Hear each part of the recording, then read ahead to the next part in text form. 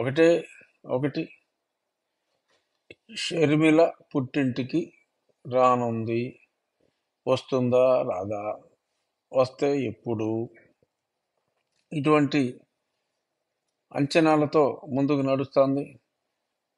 పుట్టింటికి రావద్దు చెల్లి అని చెప్పి కథనాలు చూసాం. ఈ అన్నిటికి తెర పడింది, ఫుల్ స్టాప్ పడింది.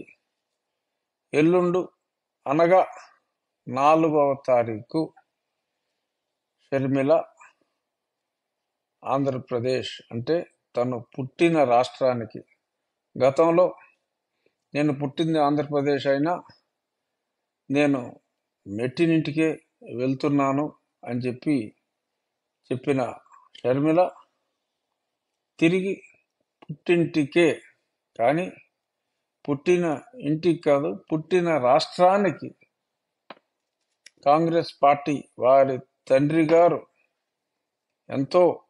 గారిని ఎంతో ప్రోత్సహించిన, తండ్రి గారు ఎంతో ప్రోత్సహించిన, అంటే కాంగ్రెస్ పార్టీ తండ్రి గారికి ఎంతో చేసింది, కాంగ్రెస్ పార్టీకి కూడా రాజశేఖర రెడ్డి గారు ఎంతో చేశారు. మరి ఏదో చిన్న మనస్పర్ధల వలన కాంగ్రెస్ పార్టీ అన్యాయం చేసింది అని చెప్పి భావించిన షర్మిల తన అన్నని నమ్ముకొని అన్నకి సపోర్టుగా పాదాలు అరిగిపోయేలా తిరిగి, మరి 2 ఎన్నికల్లో ఎంతో కష్టపడి అన్నకు, జనరల్గా చెల్లెల కోసం పాటుపడిన అన్నాల సినిమాలు మనం చాలా చూసాం. ఎన్టీ రామారావు రక్త సంబంధం కావచ్చు, ఆడపడుచు కావచ్చు, మొన్న హీరో అర్జున్ యాక్ట్ చేసిన పుట్టింటికి రా చెల్లి కావచ్చు, ఎన్నో సిస్టర్ సెంటిమెంటల్ సినిమాలు అన్నిటిలో చెల్లి కోసం అష్ట కష్టాలు పడిన అన్న కథలు మనం చూసాం. కానీ అన్న కోసం అష్ట కష్టాలు పడిన చెల్లెలు కథ మనం ఇప్పుడు దాకా ఏ సినిమాల్లో ఇంతవరకు అయితే మనం చూడాల. మరి అటువంటి సినిమా చూడలేదు. కానీ మనకి ప్రత్యక్షంగా ఒక అన్న కోసం ఒక చెల్లి చేసిన త్యాగాలు చూసాం. కానీ అంతా బొత్తిగా 1 వే ట్రాఫిక్ అయిపోవడంతో మరి ఆ త్యాగాలకి ఏమాత్రం రిటర్న్ గ్రాటిట్యూడ్ కొంచెం కూడా లేకపోవడంతో